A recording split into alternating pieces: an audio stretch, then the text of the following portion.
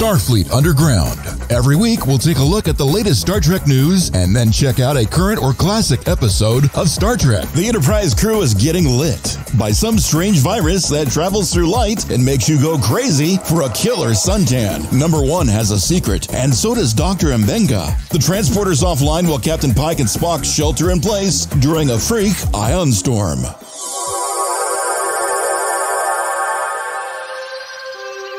Wait, seriously? He smacked into the light?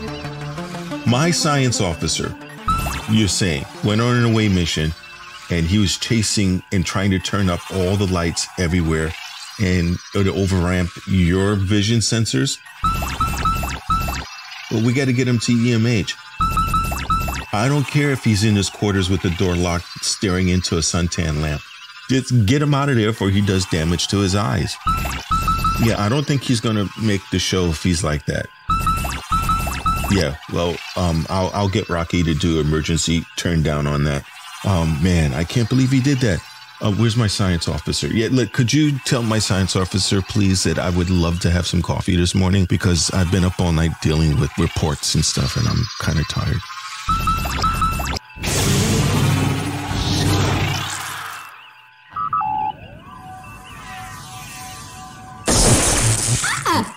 I tried to make you some coffee. Oh my God. Did it again. There's a red alert? What's going on? No, calm down. Heather was trying to make coffee. I just tried to make him some coffee real quick. Oh, the fire alarm is, Heather's quarters. Okay. Computer cancel red alert, please. Oh shit, there's 2 of them. Oh my God. Did she try to make a double red alert in Heather's quarters? Oh my God. Oh, that's what I get for trying to make coffee. Computer, cancel red alert. What the hell? First, we have Patrick coming back from an away mission, and he's obsessed with light. And now I got him in medical. I don't think he's going to make the show because, I don't know what the hell happened with him. And I'm sure those alarms aren't helping. I bet that it is a bright red. Yeah, the bright red flashing thing. Yeah, that's yeah, with the really loud noise. I'm sure that's not helping him in sick bay. No, I can't. What possessed him to look at the light? Oh shit! I know why. Don't look at the light. Because of the show, he actually went to go, because he's supposed to do the recap. I think he actually beamed down to that planet so he can have firsthand experience. Man, that's what Patrick gets for always wanting firsthand experience. Yeah, he loves that firsthand. Oh, wait. Okay. I just moved this garment to the side and I noticed that the light is on. Rocky? The light? That isn't you mean we're broadcasting light? Yeah. How long has that light been on? We're not talking about that light. We're talking about the other light. It's like always on. It's always on. Oh my God. That means they heard me mumbling and cursing to myself last night. Great. Yeah. Okay. All righty then. All right. So the light is on and fuck it. We'll do it live. Yeah, that's right. We'll do it live. Fuck it. We'll do it live. We'll do it live. By the way, we are not meant for kids. Oh, yeah. If you have any kids, please leave the room. If you know me in real life, you're getting me unhinged, which that's right. I have different sides. So you see this side. We do not have a full crew complement because my first officer apparently went on an away mission and got infected and he's obsessed with lighting. We're going to try to fix him so this way he'll be ready for next week's show. We have our wonderful and wickedly intelligent science officer. Well, I mean, wickedly intelligent when I'm not cooking. If I'm cooking, there's no intelligence at all. Hi, I'm Heather Ferris. I'm the science officer, and I am the one you do not want to cook dinner. Especially Thanksgiving. No. Anything. Not even coffee. No. She wasn't aware that the turkey was supposed to be dead. And last year it screamed in the oven. So that wasn't good. Ow. Yeah. So luckily we got it out of there. So animal cruelty didn't hunt us down. So that was good. Thank God. We also have a person who can do magic with his hands. So as many of the females leaving his quarters said, our engineer. Well, at least you don't tell I have a huge either, but That's the running gag is I'm very, very well endowed. But now you're talking about my hands. Well, as an engineer, they said you use your hands very well. Yes. So. Hi, everybody. I'm Rocky. I'm the engineer of the show and our ship. And I'm very happy to be here. And if you need a high five or a low five, I'm your man. Or a helping hand. Would you like a helping hand? Or if you need somebody to do a pole vault without a pole. So. Yeah. Yep. I wanted to shout out the Andorian Memeing Consortium on Facebook. It's one of these pages I follow, and he did a live stream the other day, and apparently he is actually an Andorian because there he was in full blue with antenna and talking. Wow. He was hanging outside his house and smoking, and not just cigarettes either. Wow. But that was entertaining, and he was talking about, I guess he's got a bunch of acting friends, and they're going to do skits about Starfleet HR.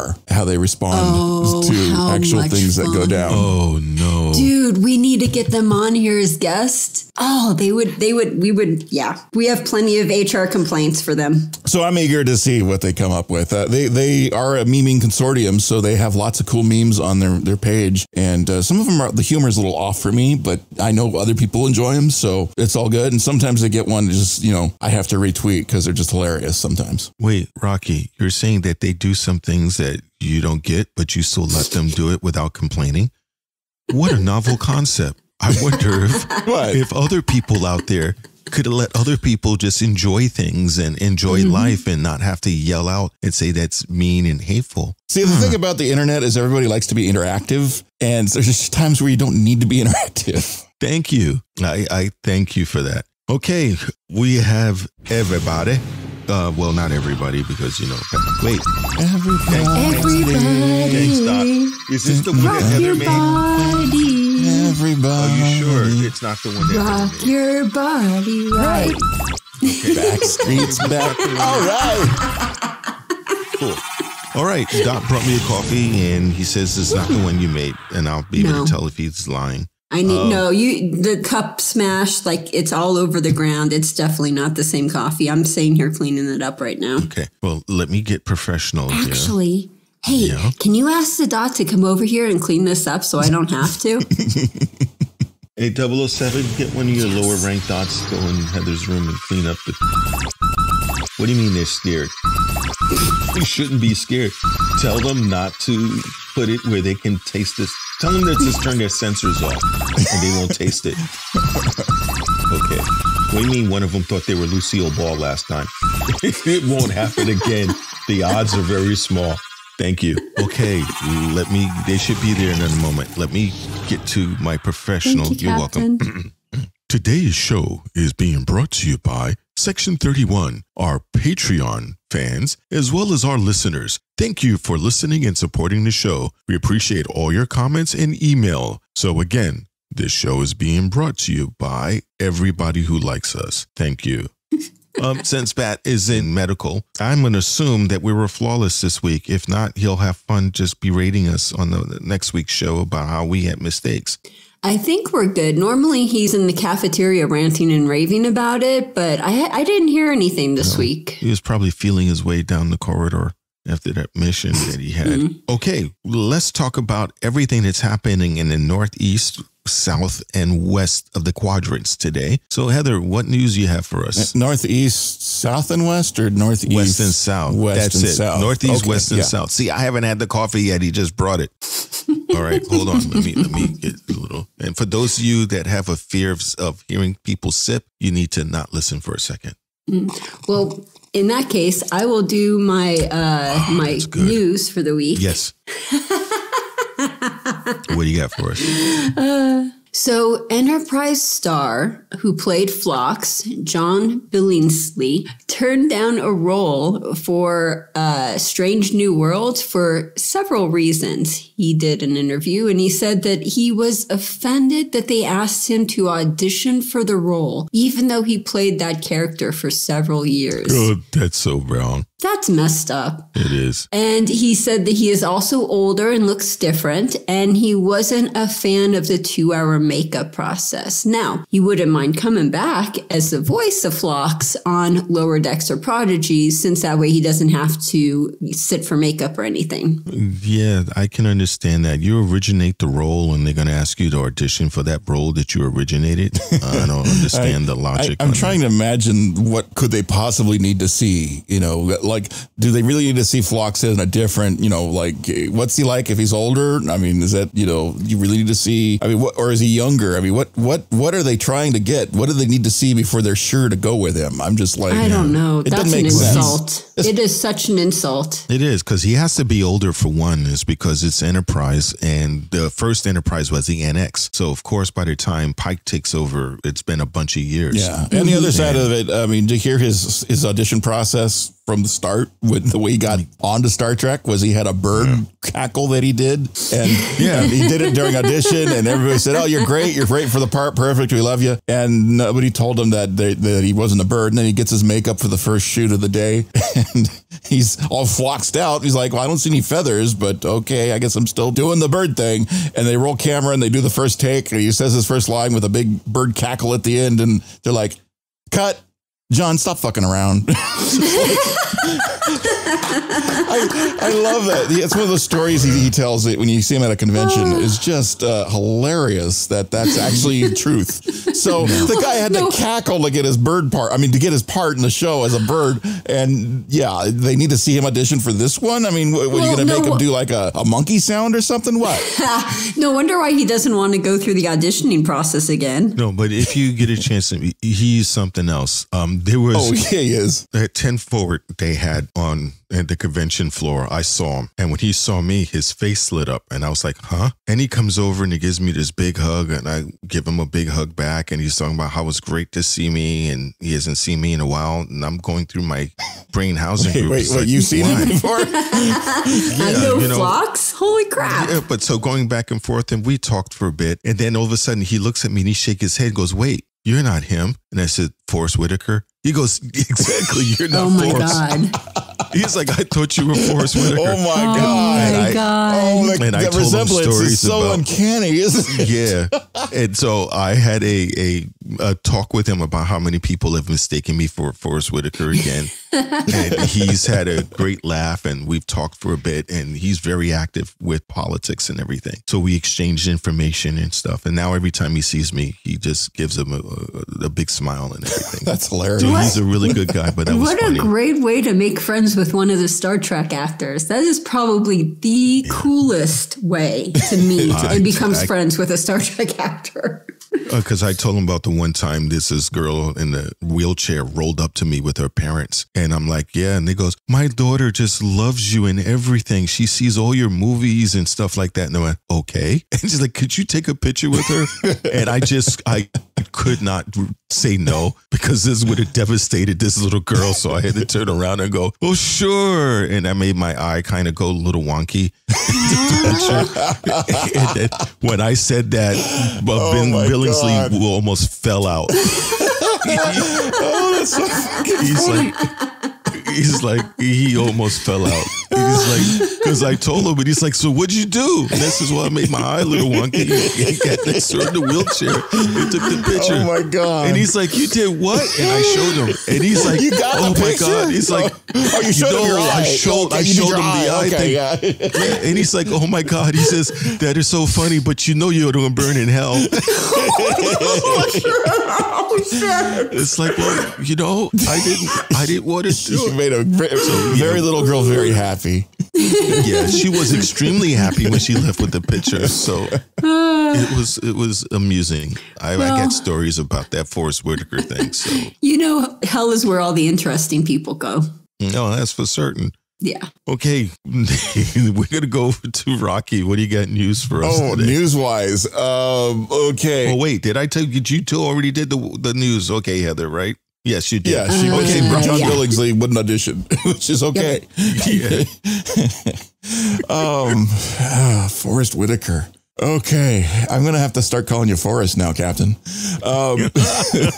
Carl Urban, you may have recognized that name because he was, I like him. He was He's Mr. a cool McCoy guy. on the Star Trek movie. Yeah. The reboot. Yeah, and he's Judge Dredd and a great many other things. Apparently, he's on this show called The Boys, which oh my God, is apparently very interesting. I think this actual story is a ploy to promote The Boys because the story is actually that Paramount is wanting to shoot the next Star Trek film and bring all that cast back, including him. And he was one of the ones holding up the story, as it were, saying that, his schedule was already booked for The Boys. And he's like, I don't know, it's a question of timing, but he does want to do it. So he now came out with the news that says officially, yeah, he's interested in being in the movie. Of course he is, because all these Star Trek actors have a great time. And I imagine the paychecks are very nice. And it's fucking Star Trek. It's fun, right? So, but he's actually booked on shooting The Boys, I guess, up till the end of the year. And they say the Star Trek movie wants to start shooting by the end of the year. So they can't do both at the same time, but he still is confirming that he is interested in being in the movie. So this story sounds like what's the big deal? Why are we discussing in public the acting shooting schedule of actors? It doesn't make any sense, but it's apparently a news story.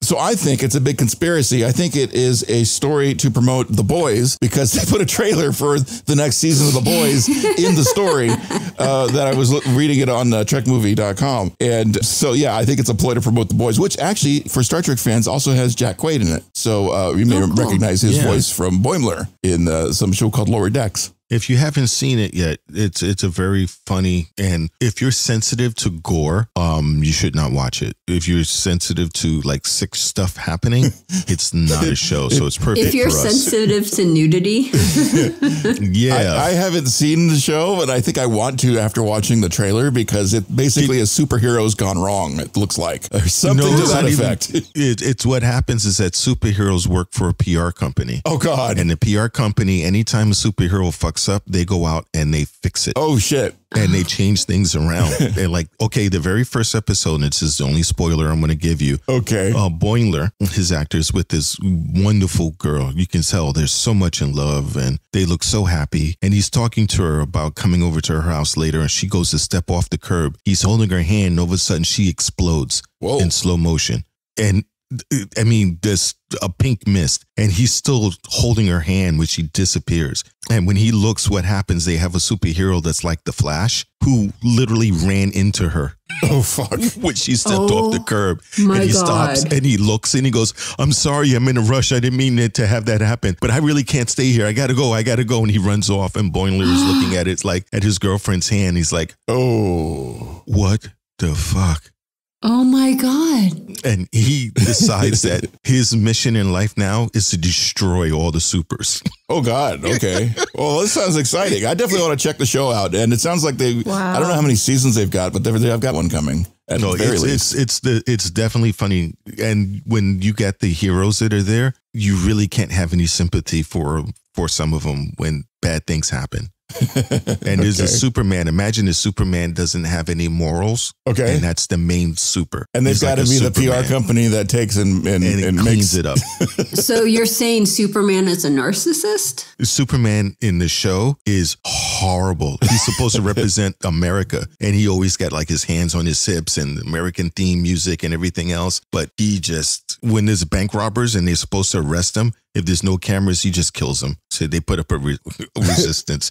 Oh my God. And he has a woman that's with her and he's like, just shut up and get your paycheck. Oh my God. It's just, wow. It's really, really interesting. Okay, yeah. So I'm definitely checking that one off on the gotta go see on the show. It's not on Netflix. It's on Prime, I think. It's on Prime. So, but I've got Prime. It's called The Boys. The Boys. Okay. They have a superhero that can turn invisible, and he's supposed to have indestructible skin, and he spends his time hanging out in the women's bathroom. That's weird. Because he's invisible. That's really weird. So he's a perv? Yeah. And like I said, you hardly have any of the superheroes with redeeming quality except for one girl who comes from the Midwest. And she gets picked to be the new super. Oh, okay. For the 8. And she discovers just how that wasn't a good idea. Okay. Okay, I got to check this out. The Boys. Okay. Going to have to look at The Boys. Yeah. My other little news story I was keeping an eye on, of course, I'm a video geek in video production and editing. So anytime they put, and I'm a Star Trek nerd, of course. So a Trekkie and a video geek loves this story about the AR wall. Also on TrekMovie.com, they've got a story where they're showing off the technology behind the Enterprise engineering room. We've seen it in this episode. The engineering room is part of the AR wall. And it's just amazing the tech they do with this giant, wall of 2,750 LED panels and the Unreal Engine software powering it. And they do all kinds of backgrounds. We've seen it in Discovery. Are you last serious? season with the Shuttle Bay. We've seen it in Starfleet HQ. We've seen it on Strange New Worlds, on Vulcan. We've seen it all kinds of places, but the cafeteria and the engine room are two of the places that instantly you recognize and you go, oh, so that's how they do that. It's actually just a video wall in the background. It's very cool. And you said it was the Unreal Engine. That is amazing because that's what powers every fucking video game for the last decade. Every video game. That powers video games. I can't believe they're using the Unreal Engine. So oh my God. You're saying that their animation is unreal? Yeah. But Isn't that great? Isn't that great naming? I think their marketing company that picked that one out.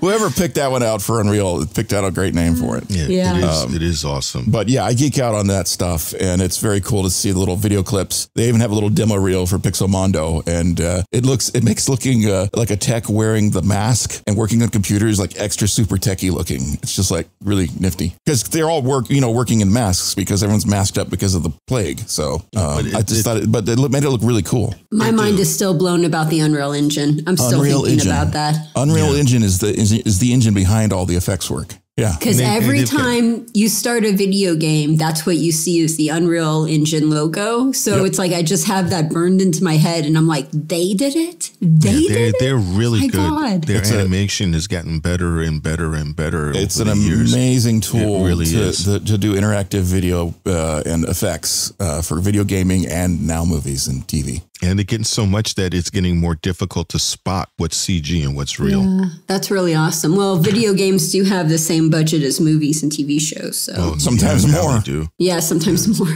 Okay. My news article today is, if I can find it, where's the pad that had this on? Dot, you move my shit around again. All right. Thank you.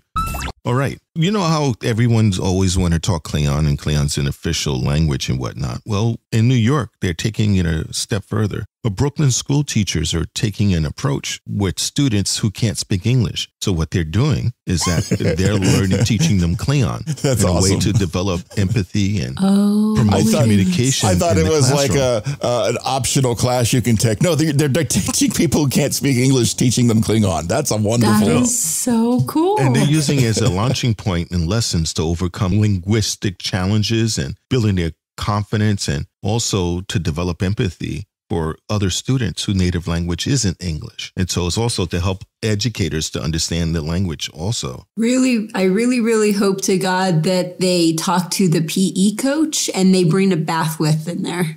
I think that would be really cool. And the place of all places that they're doing it is St. Mark Catholic Academy. A Catholic academy? And if you think about it. Catholic Klingons? Yeah, but if you think about it, it's kind of cool because they're Star Trek fans all over the world. Oh, yeah. So you can't speak English because English is difficult. Imagine if the teacher is like that and the teacher, goes and brings Klingon. You recognize Klingon because you watch the show. They're not going to redub Klingon because it's Klingon. You're right. Oh, wow. So basically you're saying everywhere in the world, there is at least one person that speaks Klingon. Yeah, well, there's a lot of people that study the language. They even have it on that language program they have that everybody uses. Google Translate? No, it's in Google Translate also. The Rosetta Stone? It is in Google Translate. You can actually go into Google Translate and get it. And Duolingo has a Klingon module. Is Klingon going to become a Rosetta Stone for Star Trek fans? Yeah, it might. Is that basically what you're saying? Yeah, it's really popular. So if you go up, in the classroom and somebody needs help, they just raise their hand and go, Gob!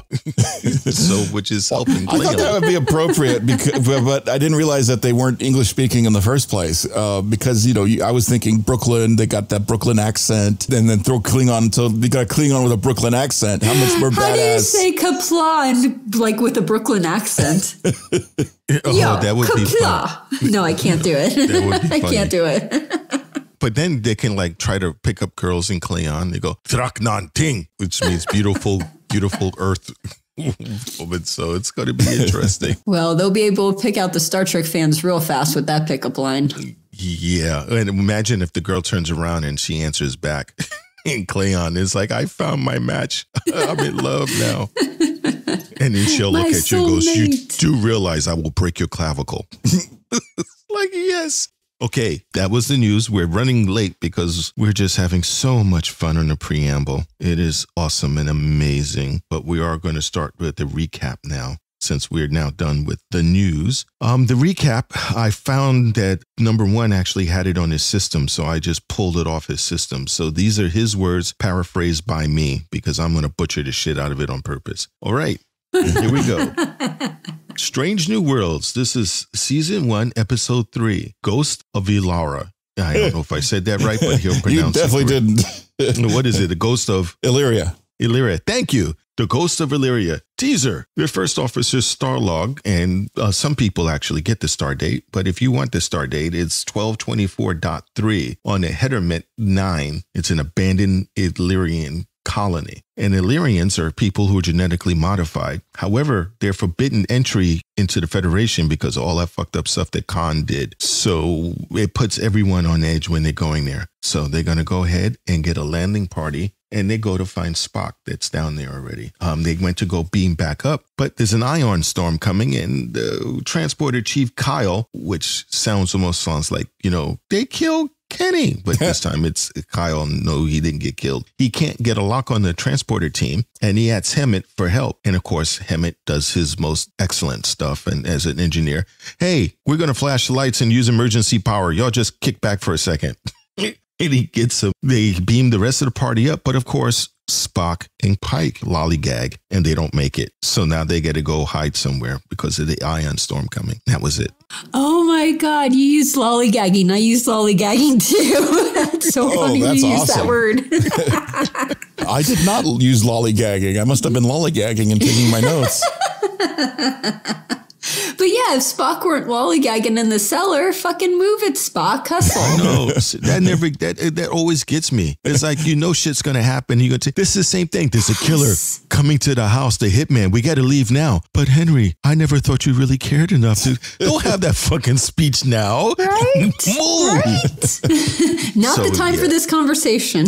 No. I'm sorry. The comms weren't working. They couldn't, had to use sneaker net to go get them. I mean, come on. The ion storm is a pain in the ass. I mean, you can't use the transporter with them. That's like, it makes me nervous when they say ion storm and transporter or beam me up while the storm's going off. This is very dangerous. I thought they were going to do a Galaxy Quest thing. Honestly, I was sitting there waiting for Kyle to go, do you have the party? Yes, I do. They're inside out and exploded. Oh, yeah, that would have been really, really bad.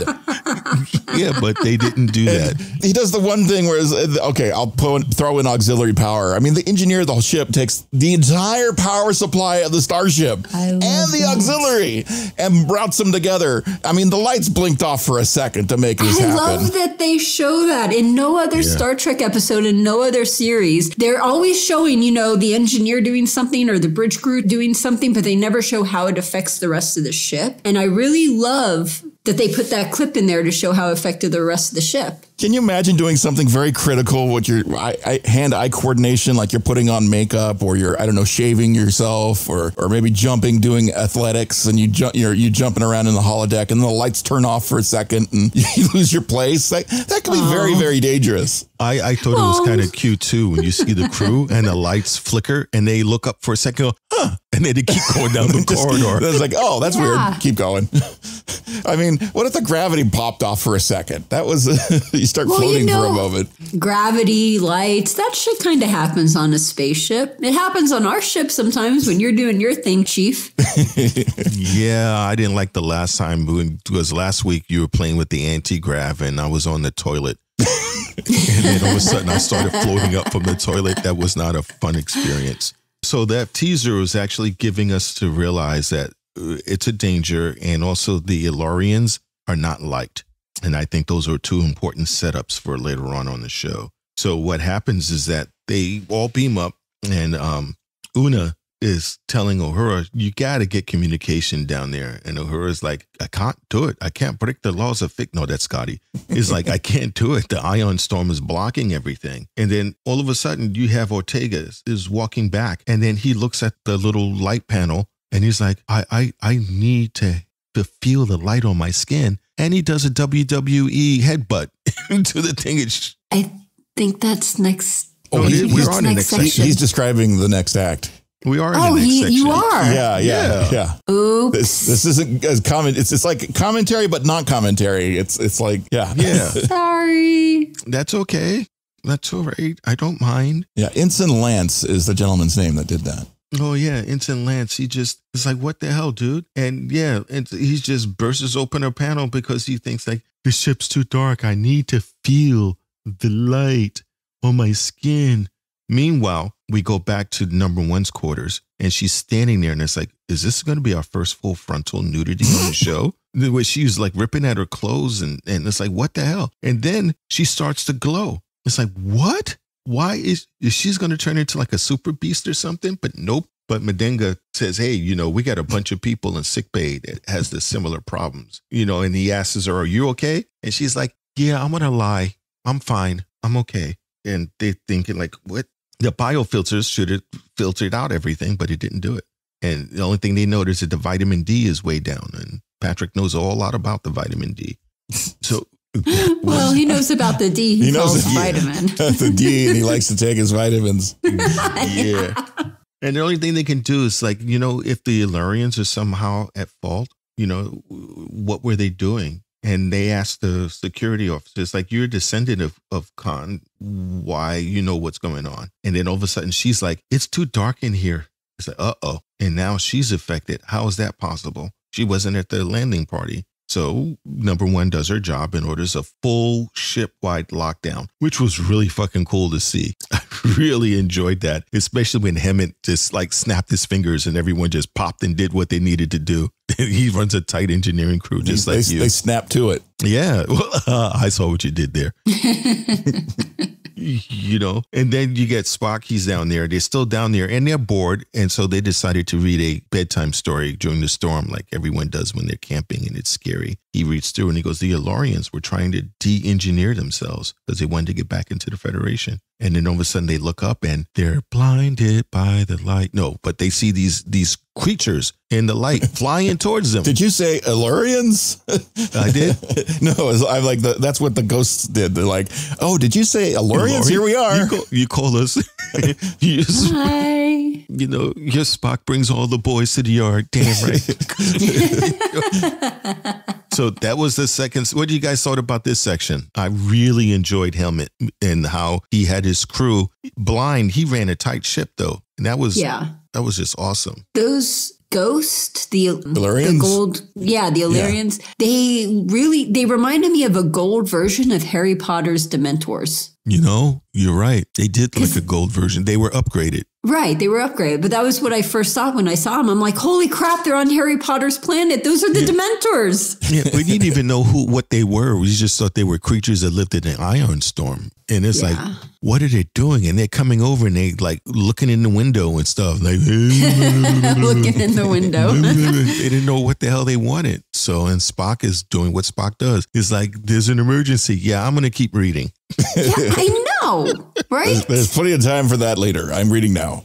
Why couldn't they have taken all of those scrolls with them and read it up on the ship? Well, it's a lot to carry, and the shuttle, they didn't shuttle down, so they had to beam it, and the transporter's offline. The transporter's offline. Well, they could have done that earlier, because the transporter, that was the whole reason the transporter was invented, was to move stuff. Exactly. But Spock was being, I need to study more. They can wait a minute later. Well, the way I look at it, it's a museum, you don't go to a museum and beam everything out and bring it with you. You go to the museum and observe it and look at it and let it stay there for other people to come over and look at it. It's a memorial, I was getting worried that this was going to be one of the drunk episodes because they did it twice already. Ensign Lance was getting undressed in the corridor. He was like, "It's getting bright in here, so take off all your clothes." And Ortega is like, Ortega is like, whatever, tweaks your freak, pal. I was like, that was a great line. And then he bashes his head and he's literally headbanging. It's like, maybe you should be doing this in your own quarters. Like this is something you do in your own quarters. I was worried because at first when they started acting up, and it's like, okay, they did this on Enterprise when everyone is drunk and Sulu takes off his shirt and does fencing. And then they did it on Next Generation where Crusher is like, doing the seductive poses over there with, What's really funny is that was episode 3 on the original series. That was episode 3. And then this is episode 3. I was wondering about that because I distinctly remember during one of the Heroes and Icons marathons on that cable channel, which was really awesome if you didn't have anything else to do, like just before I wasn't Netflixing and everything, they were running marathons of all the Star Treks from the start of each one. So you'd get episode 1 of TOS and episode 1 of Next Gen and episode 1 of Enterprise and episode 1 of... It was really cool, except you could blindly see there was a pattern emerging because the third episode was this and a third episode of Next Gen. Well, that happened. Oh, wait a minute. I see a pattern here. Like they go back to the bucket and you get Tasha's like, are you fully functional? Yes, I am. And in multiple techniques. Yeah. So, and her outfit, she was hot. In more ways than one. I know, right? Speaking of which, so number 1, when she got the virus and her skin went red, she sort of hulked out and she like ripped her shirt open. Yeah. Did you guys notice at the very next scene, that shirt is fine? She changed her shirt. She was looking in the mirror going, well, I look like I'm okay. I'm feeling like I'm all right. Oh, I got to change his shirt. Yeah, it's like, I wonder when my boob's going to pop out. So I might as well Jesus. Fix it. Well, Kirk did that a few times in the original series where he ripped his shirt and then the next scene it was perfectly fine. I'm curious to know if they did that on purpose. Oh, it's self-repairing fabric. Self-repairing fabric. Is that it re-sewed itself. Really? Oh, I want that technology. It was really to see that. And I'm glad they alleviated my fear because I was hoping they're not going to dive into that drunk barrel again. But they did a good twist. And the mystery is like, how is it spreading? And I was thinking like, well, maybe they're touching just like all the other episodes, but they still haven't figured out how is this thing spreading? Well, I like the response to it right away, although it tinged a little when they said the words contact tracing and full lockdown. Yeah. I'm like, that sounds too familiar. But yeah, I was waiting for them to say quarantine. Yeah, exactly. But they did. They said lockdown. They said lockdown. Every non-essential personnel go to your quarters and fucking stay there.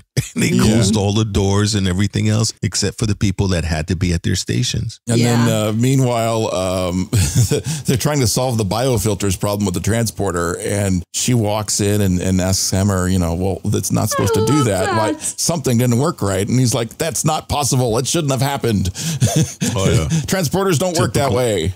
Typical engineer. And then the face that she gives him, Hammer's like, I can sense your facial expression, And she's like, I know.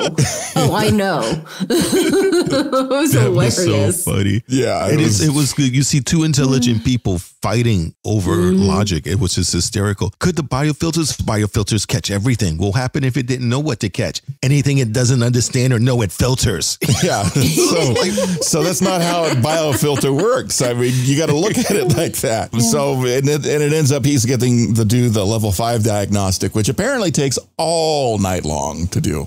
Yeah, he was not happy about that. All night.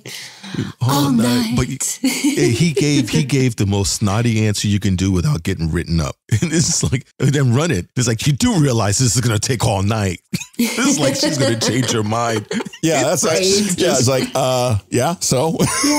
Yeah, that's what you're doing all night. Yep. That's exactly what you're doing all night. You know, and to use number one's line, he could say, what had happened was. What happened was. I love how Hemmer has an attitude because in all of the other Star Trek series, whenever they ask the engineer to do something impossible, the engineer's like, yes, sir, I'm right on it, sir. We'll get that done as soon as possible, sir. Like they're just very, I don't know, not human. And then and then Hemmer's like, are you fucking serious? You want me to do that like all night? And he's literally not human. He's literally not human, Really. but he's acting more human than they are. And all the other engineers, they talk shit when the captain can't hear them. Emmett didn't care.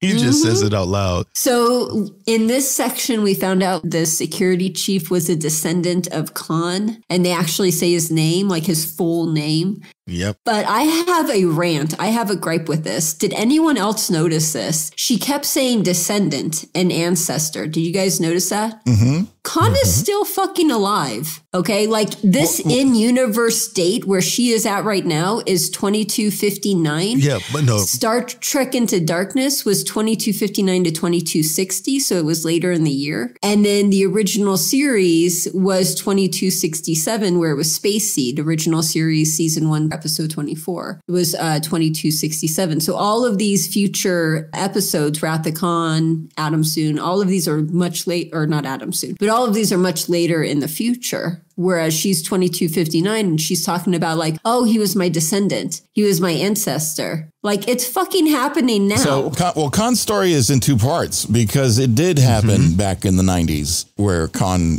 originally 1996. Yeah, the Eugenics Wars happened. That just happened in the past. But the story continues in Star Trek II, The Wrath of Khan, and it continues in the TOS, which we haven't seen yet because this is happening before TOS. We see Space Seed. So there's that part of the story that continues on. So it's a story that's really huge, and we just haven't seen so much of it yet. Right now, it's learning that your ancestor was somebody like Hitler. But you're saying that would it's be like not cool, right? No, but the thing is that what has occurred is that when they had the Eugenic Wars in 1996 and Khan rose up a faction of people, he escaped in the Botany Bay. Everyone thinks he's dead. So that's why. I mean, it's ancient history. I mean, she's a descendant. Yeah, it's history. If they're in the 2220s and they're talking about something that went down in the 90s, but she's related. She doesn't understand the fact that he's still alive. She doesn't know. Nobody knows that he's still alive out there floating in the Botany Bay for Kirk to discover. Wasn't he famous for all the stuff he did between 2260 and 2285? Yeah,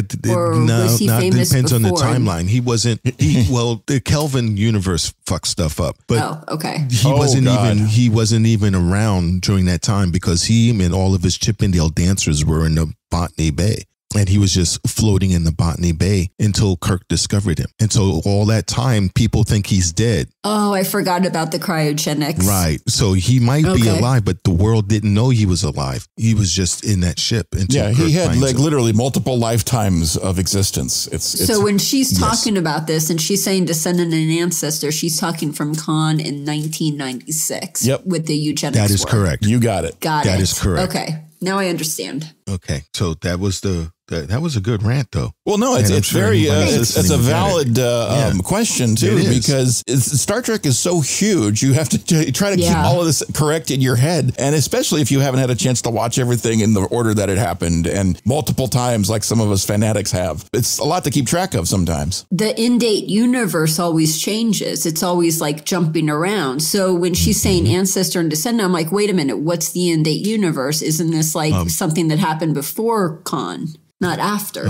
Hold on 1 second. I got to respond. But now I understand. Apparently, number one is listening from sickbay and he's sending a correction to us, but I think he's slow because now he's saying that Khan was in 1996. And so let me respond to him. Does we have it covered? Thank you. Just heal your eyes and stop listening on the ship's communication. Okay.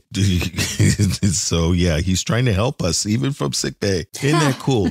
So I guess we can go ahead and on to Act 2. They figured, on to Act 2, which should be a little bit of shorter act. Uhura's in her little cubby hole, which I think is kind of cute. And she looks out to the side and see her roommates are all doing the fair is foul, foul is fair in the fog and filthy air, dancing around the light here. She's like, oh, great. My roommates are infected and it's spreading all over the place. So it's like, okay, we're going to have to use an auxiliary bay in order to do it. Hemmer tells McDonough, he said, I need to run a diagnostics on an emergency medical transporter and see where the excess power usage is going. And first time we see this calm doctor get pissed off. And he's like, I need to do it. And so he goes and runs the light check and turns off the light. And then everybody fucking freaks out. It's like they were doing their homework and you turn the light on. Hey! And they started getting violent. So it's like, okay, this is going to be bad. And the violence transfers apparently to the planet because Spock and them are in the room. They close the door. And one of them reach out and touches Spock. This is, I'm going to pinch your neck. And didn't happen because he got the scar on his neck. And they managed to close the door.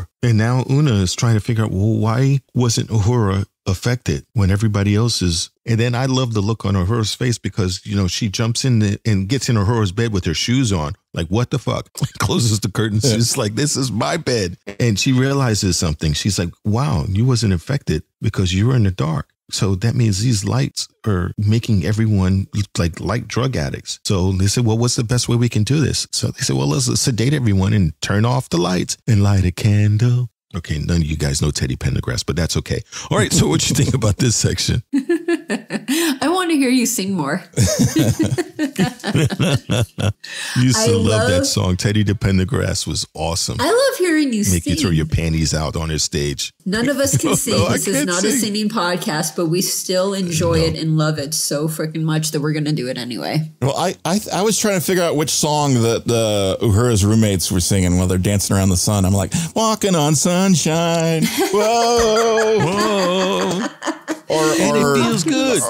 Or was it? God. Was it Smash Mouth? Like, you might as well be walking on the sun or something like that, right? You know, they were prophetic. That song was prophetic. You realize that? Because what is the words of that first song you sang, Rocky? Uh-oh. You're going to ask me Walking on sunshine. Yeah, walking on sunshine. Go ahead. I don't know. I just know the chorus, man. Oh, walking on sunshine. And it feels good. Yeah. They knew this was going to happen. Maybe they were, it was going to happen. Maybe. Well, everybody likes to go out and get a suntan, right? Just not like burn your skin off. No, not burn the skin off. Not that close. I'm digging Uhura's bunk. She was rocking like a lower decks bunk. Right. And I really like that. Yeah, it's sealed off I didn't just even like think lower about decks. that. That's she awesome. had roommates just like lower decks. It was, Uhura's lower decks. Privacy screen. She's a cadet. Yeah. That's technically lower decks. That's awesome. I didn't even realize that. That's great. Mm-hmm. Yep. And she had her privacy screen and they're making like way too much fucking noise, you know? And then Una comes down and it's like, you're in my bed with your shoes on. You can see the look on her face. She was not pleased by that. It's like boundaries. Yeah, really. And then she closes the sliding thing. I did like the way that Una's like trying to figure it out. She literally traces a step. So wait, you're telling me you're lying in bed and then you're sleeping and like you pull the shade back and you wake up and wait, it's dark in here. That's it. I thought that was great. What a way to deduct the mystery. That was really good. That was really pretty cool. And to think, I have to agree that this was ingenious because light as a carrier for germs. Yes. As it transfers from one host to the other. I was just about to say that, Captain. That was Why not? pure genius. That's just sci-fi right there. That's just good sci-fi. I love it. Because you would never think of that. It's like not something we would ever expect because we've never had to deal with that before. And if you're going to strange new worlds, if you're in outer space, you're going to experience things you've never experienced before. And I love that they did that. Yeah, it's very cool. When they shut the lights off in Enterprise and the entire thing goes black, I remember thinking, oh, Enterprise goes dark. It's Enterprise After Dark. That would have been a good name for the next act. Enterprise After Dark. Could you imagine? Everybody's down there freaking out. This is like the sexier Enterprise too. So we're like, and they turn the lights off. Oh, you grabbed my ass. It was the light. I wasn't responsible. I was you're like your ass was shining light on me.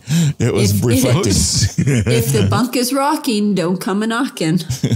Oh man! I like the way Dr. Mbega, he got a little upset over the medical transporter, and Hemmer's over like trying to figure it out, and he's flipping switches and like, hey, that shouldn't have turned the lights. That's kind of weird. And I really was surprised he didn't go further into trying to solve that problem. he just kind of walked away because I think because he's got that extrasensory part, I think he sensed that Mbega was probably going to smack him in the head if he continued to hit stuff on that transporter, the medical transporter. He was really upset about so I think he knew when to walk out of the room. Yeah. He can sense. He sensed Una's face. So yeah. And then I guess we can go to the next act unless we have more stuff to do in this act. Do we? Nope. Do we? Do we? No, that's pretty much it. This is Act 3. Well, you got Una is doing research on the Illyrians when the computer suddenly says, hey, there's a mini sun in the transporter room. And so you see Hammer is trying to bring up some of the planet's mantle so he can let it dance on his skin. Thank God he wasn't naked. And you got Hammer turns around and stuns him with the You would have seen the blue veiner. Oh my God, that would not have been good to see a lorry with a diamond cutter running towards this thing. Well, you have and on the planet, Spock and Pike figures out that the creatures were Illyrians. And it's like, wow, that's really strange that's happening. And then the storm is like breaks and shatters. And then the creatures come in through the door and they're like, we're fucked. And so they turn around and go into a fetal position, holding each other. I'm scared, Captain. I'll hold you. And then all of a sudden they're surrounded by these light creatures and the storm is slamming everywhere and they protect them. And then it's like being in a wound. I thought it was kind of cute. But then Una turns around and she brings him in over her shoulder like a sack of potatoes to Nurse Chapel and the doctor. And it's like, hey, he was trying to blow shit up in the room. We got to do what we got to do. And then she decides to tell the truth. I have to wait till this recount because I got stuff to say on this part. And she admits that she's an Illyrian. And then her prior blood sample could be used to be able to help everybody. And he's like, nope. I don't care that you're a Illyrian. You got to deal with your own prejudice that nobody has any real scientific reason for that shit, which even in the future, I guess some people are still racist, but he's like, I don't care. If your blood can help, then your blood's going to help. And then all of a sudden the computer goes, warp core breach in progress. And they go look for Liana. And it's like, where the fuck is that little girl? And that's how this part ends on a mini cliffhanger. And please realize I did not write this. I'm trying to do Patrick's own words, so you'll get stumbles and everything else as I paraphrase all the stuff he wrote. I didn't know it was that easy to override a classified materials. If I knew it was that easy to override classified materials, I would have gotten in your files a long time ago, Captain. Damn it. I'm going to have to rename that folder. I have to rename Heather's folder to something else. Una is good at overriding classified materials. I love it. She says it twice in a row. It's like override. Oh, that was funny. Wait, you mean so override easy. The override or override everything? It's like there's no password. There's no nothing that she has to do. She's just like, yeah, just override it. We're fine. I mean, she's got face like ID. Holding the mouse. It's like holding the mouse button down on the prompts that come up all the time on your screen. You just click it and hold it down. It pops up, it's hitting the OKs. Yes. But what I kind of liked is that in the menagerie, in the first pilot episode, the way Majel Barrett played number 1, she didn't quite play human. She was methodical, intelligent, and everything else. And they carried it on to Una. And I love seeing this is the reason why she was like that. It really does. It crosses some T's or whatever. It connects the dots. Yeah, it does. Yeah. Because she's like, this woman is almost not human. I mean, she's amazing. I mean, to see her hanging out with Spock in the turbolift that one time, they would just continue going on. And she's like, you can't have a conversation with a human woman like this for that long. It's amazing. And she's doing amazing things because she's number 1 on the flagship of the whole fleet. Yeah. And now we know why. She's not human. No wonder why her and Spock got together.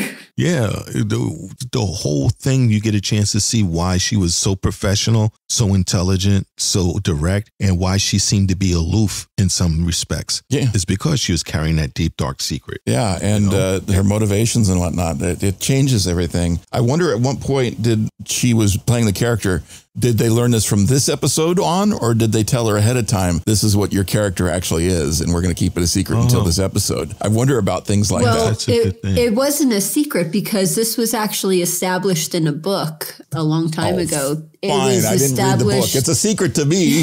The book It's is a secret to everybody Vulcan's. else.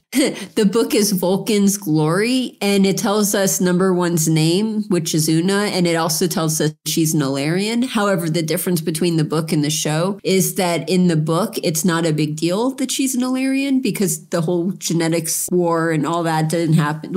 All that didn't happen. There's no, oh my God, you're an Illyrian.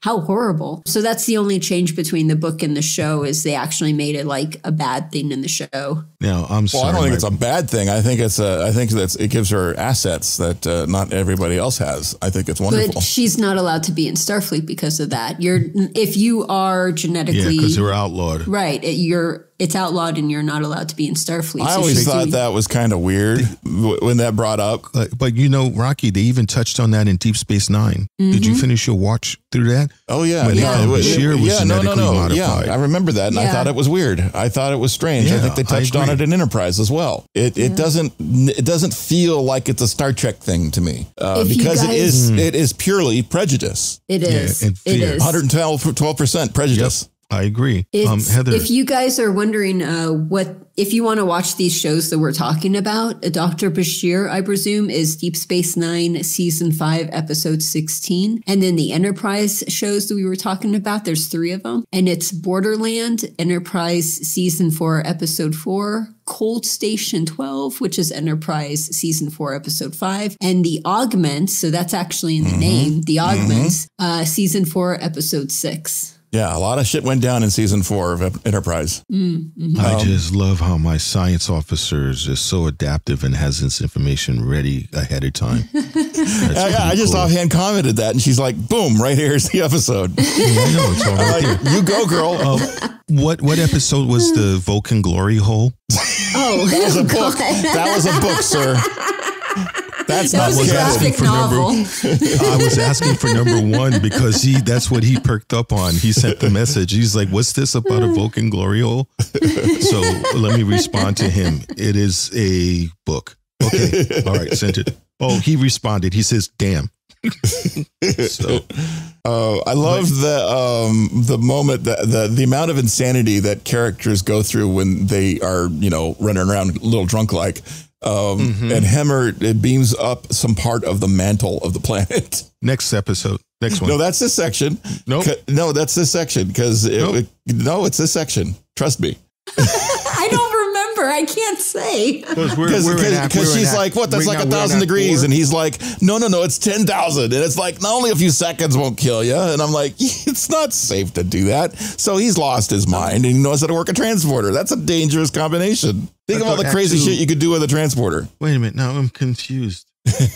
Hold on. I don't have it in my notes. We're in Act 3 because in Act 4. Yeah, we're still in Act 3.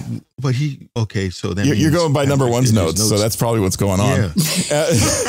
Also, I didn't just throw him under the bus, did I? I didn't mean to do that. The other thing I got a huge kick out is Pike and Spock are sitting there in the room. Oh, it is this one. You're right. And they're banging on the doors, and so they cut to this scene, and they've got a blockade up on the door just right out of the Blues Brothers. I don't know if you guys remember the Blues Brothers when they would take and start blockading the doors. The second they go into a new room, they just pick a bench and move in front of the door and pick a file cabinet, stick on top. It felt exactly like that, and I had to laugh because it's like that's what they had to resort to is blockading the door with whatever random furniture they had lying around. Yeah. Let's go see the penguins. But Pike, Blues Brothers. Yes. Pike is acting invincible. Pike is acting like, I know when I'm going to die, or I know when this, Yeah, but he sure doesn't want to get zapped. Well, I know, but he's like, I know I'm going to be alive and well in 10 years and no limbs are missing. Nothing horrible is happening. So because of that, he's kind of acting invincible because he knows that nothing's going to happen to him. But he's sitting there with Spock. Until he's like, came in the room. It scared the shit out of him. Ground. Let's go to the ground. Yes, a good idea, Captain. And I apologize. You were correct, Rocky, as most always. That was that section where Hemmer is like brought up the crust mantle. And he's standing there and she's like trying to use logic on him. Basically, it's like, you realize that you'll die. And he's like, but for one glorious second, I'll have all of the pleasures. It's like, what the hell? But, if you want to go out in a blaze of light, go for it, right? Well, Lower Decks, right? Like, where that one episode where that guy is, he goes out in a blaze of light, basically. Right. Oh, yeah. I don't remember the episode. Isn't that so horrible? But you don't have that one noted, do you? I don't have that one noted. And he's like, you're going to be so proud of me, what I was able to do. It's just like, what the hell? And he explains it like he's all happy. See what I was able to do? Aren't you proud of me? You know what's fascinating to me is Heather mentioned that the dude ascended into a blaze of light, right? That's what happened to the Illyrians, we find out in the next section, I think. Well, we might as well go there now since you went ahead. Spoiler alert. Your big member to cross the sections. But I thought that was kind of, ascension is what actually happened to them, although they were trying to modify themselves back the other way. It's very interesting. The writing is just wonderful. And they got the sciencey parts right too, that Una, while she's immune, she doesn't have any more antibodies to give out so they can't make any antidote from her. In fact, they had to go to the next section to find out what happens to solve that problem. Before we do that guy that I was saying in Lower Decks that reached, like you said, ascension, and he went out in a blaze of light. His name was O'Connor, and that was Moist Vessel, season 1, episode 4. How could you forget about the moist vessel? I know, right? I apologize to those of you that hate the word moist. We said it multiple times. So if you don't like hearing the word moist, we'll stop saying moist. Yeah. So, because it was really the moist episode. So I'm sorry that you guys, if you really don't like it, I'd advise you not to listen to us right now because moist. It's moist. Moist. Next section. Moist. Next section. Okay. Finally, you find out what happened to Leon. And she's trying to bring the containment field down because she figures the warp core is a good way to fill the ship with light for a split second. Why not? And then we probably get the most badass fight scene between Una and her. Oh, chick fight. Oh, my God. And I thought first you saw the look on her face when number one caught her fist. She's letting out with all her mutant strength that she has. And number one just catches her fist and goes, yeah, that's not going to work. Well, I love the headbutt. And then they start fighting. The headbutt moment is always classic. Yeah. When you can work one of those into a fight scene and not expect it coming, that's the best. Yeah, because that's part of your forehead that's just above your hairline is the hardest part of the skull. So that's why, it just knocked her out. And what they did also, well, I'm supposed to be doing a recap. Sorry. So Una knocks her unconscious and the storm clears on the surface and Pike wonders why the creatures didn't save the colonists. And then Spock does his logic thing. And he's like, it's either because of the previous encounter with them or they are them. Spock thinks that the colonists bonded with the charged particles' electromagnetic presence. And Spock notices that the Illyrians didn't try to get into the Federation. They would still be alive. So Una wakes the doctor, Mbenga, and tells him, I have the antidote for Leon's blood. Una's hearing ability saved them both and created chimeric antibodies in Leon. And Nurse Chapel was able to sympathize a cure before they set into the rec room. Leon is eating strawberries, her comfort food, and she and Una are working through their issues. Una tells Pike that I'm Illyrian and here I go. I'm going to resign. And he looks at her as like, woman, are you crazy? You're the best first officer in Starfleet. I'm not giving that shit up. So she goes to sickbay to confront Mbenga, knowing that he's the reason for the contagion because he had used the biofilters thing. He tells her that his daughter is in a pattern buffer and she has a terminal illness that there's no cure for currently. And he knows that deep down somewhere over the rainbow in the pattern there's buffer, a planet with a cure. Oh, yes. So Una tells him rather than turning him over to Starfleet, she will have a dedicated power source directed from the warp core to his area. And you can see he looks like he was getting ready to shed a tear. Back in the quarter, Una dictates her log basically tells on herself and everything, but then she does a Cisco and tells it to be deleted. Man, Mbinga, you see with his daughter, and just a look of happiness is on his face as he reads her story. So that was this act. I like how you said sympathize a cure. It's was it Synthesize. Thank you. Sympathize. What did I say? Sympathize is cure? Sympathize. Yeah, you said sympathize. I like that. Well, the cure has to sympathize in order to do it. So it's a sympathizing cure. It's like, I see your problem. I got a cure for Patrick you. just sent me a correction from sick bay. He says the same thing. He's like, it's In capital letters. sympathize, you idiot. Now it's in writing. I can get him in trouble. But it was a wild episode, and the whole thing, and she felt guilty keeping a secret, but you can see that she's kind of relieved in a way. Well, yeah, that was interesting. They had an interesting duality, or not a duality, but a parallel, thing going on between Una, who's keeping a secret about being Illyrian, and Mbega's got a secret. He's keeping his daughter in the pattern buffer. Oh, wow. These are crazy ass secrets. And they both are keeping their secrets. But I just thought that was wow. So that was where the sympathizing was, is Una said, no, we don't got to end this. This is, you can keep going. We're going to get your own power feed right off the warp drive if we need to keep your transporter buffer going. I thought that was a wonderful thing for her to do. It was. Yeah. It was very empathetic. It's like, I get it now. And I get it now why he was having a fit when Hemner came there to turn shit off. He's like, you're going to kill my daughter. I'm like, dude, if putting your daughter into stasis with a transporter buffer is a thing, I mean, that's awesome. But can't you do it back on a home planet, not in the freaking starship?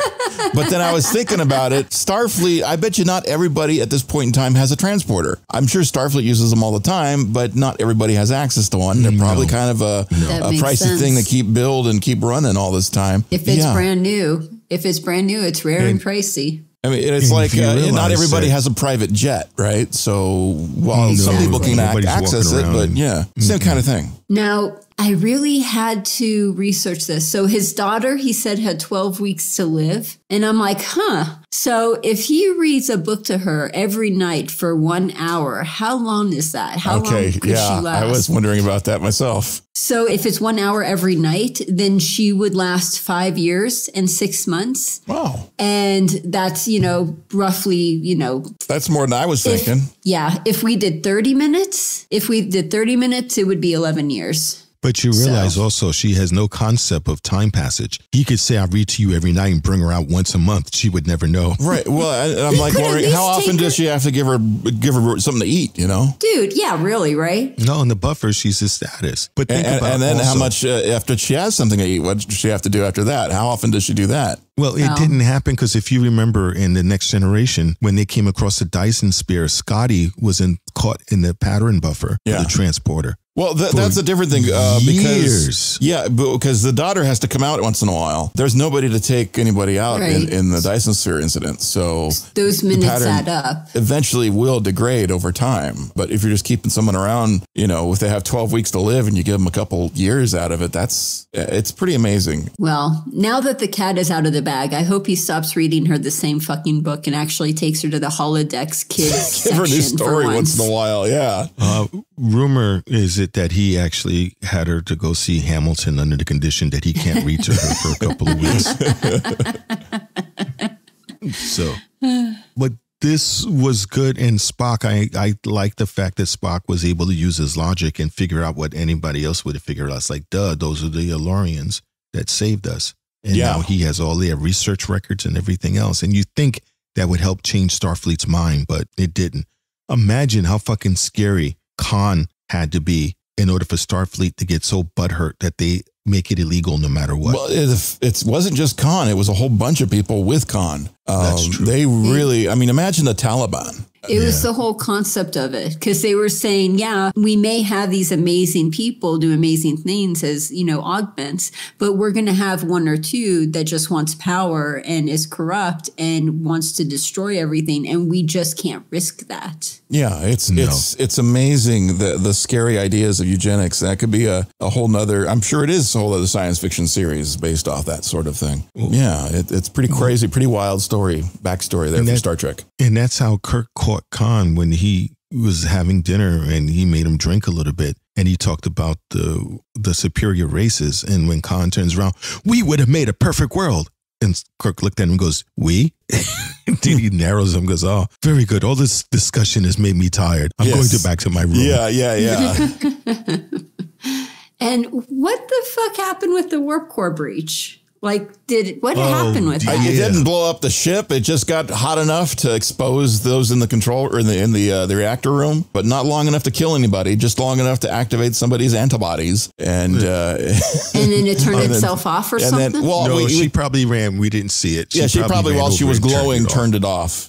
Oh, okay. And then the other thing is when her and Leanne were in there fighting and the warp core breach is going off, how did Luan escape from sickbay? And why did she have no bruising after number one hit her? She woke up. They showed her in the earlier scene. Yeah, you saw her sit up and get off the bed. And when everybody was talking, she sat up and then got in and left the room. I missed that. Yeah. Okay. You were caught up in the conversation. I was probably writing down notes. And nobody just saw her and checked off. And she can take punishment well, because even in the very first episode when they was going to give her a needle and it's like, no drugs, just give me the needle. Well, yeah, she's the security. That's true. Head of security. She's a badass. And I think Una probably went soft on her, actually, because she didn't want to hurt her, just, defend herself and knock her out and get her away from the the warp drive controls. So basically that was Una's play punch. Yeah, I guess so. Because you saw the way she picked up that Andorian and walked him off the transporter. I have a little issue with that part because it looked like a dummy. Yeah, it did. It really did. It really did. It looks bad. It was funny because I didn't really notice it while watching it. It didn't really occur to me. And then Nurse Chapel's like, how'd you carry him up here? How'd you do that? And I'm like, oh, yeah, right. She is kind of. I actually noticed it when I watched it. I didn't even realize it. I'm just like, ooh, she's strong. Didn't think about, wait, how is she doing that? It didn't occur to me. Number one just sent a message, said his ass looked like a box. He had no ass. Andorian was flat, dude. Well, he had that disease, no acetol. No acetol. Oh, God. But it was this episode. I very much enjoyed it because it showed the way they crossed the T's, as y'all stated earlier, as you stated, Rocky, earlier, with number one, with Una. I love the fact that we get a chance to see more about her. And it actually, for some reason, made me immensely happy to see how they fleshed her out. And it gave a reason why she behaved the way she did on the planet and her logic side and everything. It was done very well. And I'm glad she didn't like glow and explode. That was another little moment. Yeah, it's a bad look. What the hell was going to happen?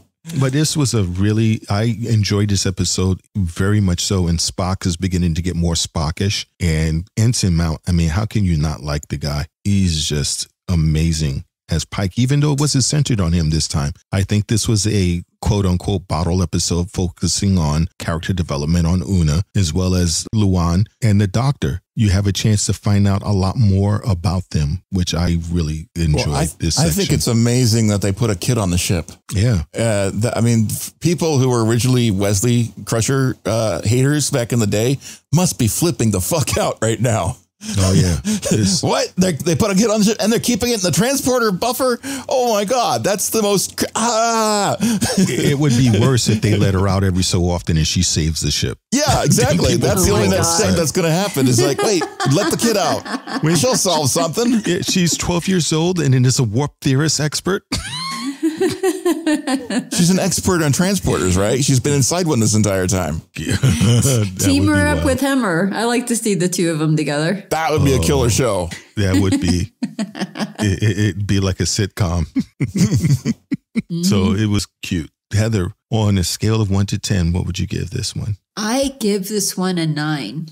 I love that it was a number one centered episode. I love how they're doing, they're centering the episodes around the characters. I love how they talk about number one and Luana's past. I really love what they're doing with this. And it didn't feel like, oh, this is just some fluff episode. You know what I mean? Like, give us, a story, but it doesn't really add anything to the characters. And I feel like with Strange New Worlds, every single episode, they've really delved into a character and you find out more about them and their history, and we grow with the characters. And I love this. I love how they're doing this. I have to agree. How about you, Rocky? I'm enjoying this immensely. I'm probably at a heavy 9, like a 9.5. This was good Star Trek. This is good sci-fi. I mean, the disease passing via light, that's insanity. It's wonderful. An entire species that that were genetically modified decide to hit the undo button on their modifications and it ended up getting ascension. How crazy is that? That's some wonderful science fiction right there. I'm loving it. For me, what I really enjoyed, I have to give this episode maybe one of the highest marks I've given in a while. Is going to be at least a 9 3/4, a 9.5 to 9 3/4. One is because they showed women being extremely capable and strong without a guide leading them or directing them. She was just like, I'm number one and I'm going to take care of all kinds of shit, damn it. And she did. She really did. Like that song by Annie Lennox, Sisters Are Doing It for Themselves. She was awesome. Even with the security officer. I thought you were going to start singing RESPECT. Find out what that means. To me. No, but it's close. I can do the like Annie Lennox. Sisters are doing it for themselves. So with Aretha was in that song. But it was done, the science, like Rocky said, with the light was really cool. The ascension thing was awesome. The racism thing. Yeah, the prejudice. They blended all of that stuff in together in this one episode. And they did it to sneak it underneath, I guess, people's faces that don't believe in it. Because they did touch on racism. They talked about class separation. They hit all of that stuff. They showed fatherhood. I really enjoyed it. If this keeps going the way it is, I'm fearful that I'll be giving out 10s like candy, and I don't want to do that. But it was really hey, if it deserves it, it deserves it. I mean, they already had the show doing. I mean, they're working on season 3 now, right? I mean, they've approved it before the show even debuted. They said season 2. I say 3. I meant 2. But yeah, they like the show so much. They know this is good stuff. And in fact, it is because we're eating it up. Yeah, it's the #1 streaming show now. It knocked Our Flag Means Death, which is a very funny show on HBO. And that was the most streamed show that was out there. And now Star Trek has beaten all the records for the streaming, and they get something to be immensely proud of themselves. And it comes down to the strength of the actors that are in it, and as well as the writing. And the writing, yeah. The writing. And the effects work is just top notch. This show can't do wrong currently. It's doing so many good, wonderful things. Yeah, especially anytime. And they did a good job. As a diehard Trek fan, I thought they were going to like dive into the let's do this again bucket. And they didn't. They're going to get drunk on the next episode. That's what'll happen. So it was really good. Wait, hold on. Patrick says he does about a 9.95 also. How is he doing this? Is he using voice dictation or what? Because does he have this? He has this. I bet he has this rig to record us. I bet he's been listening to our conversations. Rocky, he heard what I said to you about him. Oh my God. And his, flaccid. You mean his? Sorry to hear about that. He is Willie the One-Eyed Wonder Worm. He was upset with me for a while. I didn't understand why. Now I understand why. He heard that conversation. Hey, Doc, do me a favor. Go ahead and check to see if there's any unauthorized listening ports open in everyone's cabins, please. Thank you. All right. This was a great show. Hopefully, #1, his eyes will be good and he can come back next week. Thanks, everyone, for joining us. I mean, I hope you have just as much a good time as we have doing the show. And this is a high point because people don't talk about how the distance is in space. We have a lot of fucking time to kill between systems, even at maximum warp, but that's never on the show. So we get a chance to do this podcast and send it to you while we're traveling between areas. So it's not instantaneous. And we could always tell when there's an enemy nearby when we try, because I told Rocky, let's go to warp, and the computer says cannot fast travel when enemies are near. That's how we know there's somebody cloaked or somewhere around. So excellent show. Thanks, everyone. Please, if you want to talk with us, go ahead and send out to the collective at starfleetunderground.com. That email address again is the collective at starfleetunderground.com. And if you want to send out to, because of the four of us, just put in the subject line who you wanted to go to, or you can just use our numbers. I'm 1 of 4, Heather's 2. Patrick is 2 of 4, Heather's 3 of 4, and Rocky's 4 of 4. So that's how we are. That's a little Borg thing. So make sure you listen to us again. Stay tuned for the show notes. Right after I get finished rambling here, our chief engineer will come on and tell you all the places you can find us. So thanks very much. Make sure that you not only have a great week next week, but make it so. Computer. Delete log entry. Log entry deleted. And if you can, support the show by going to patreon.com/Starfleet Underground. Lots of perks to choose from, and you might even like some of them. Starfleet Underground, beaming into a podcast feed near you. Log on to our website at starfleetunderground.com and send your comments and questions to the collective at starfleetunderground.com. Follow us on Twitter at StarfleetUnderG, and on Facebook and Instagram, we're Starfleet Underground.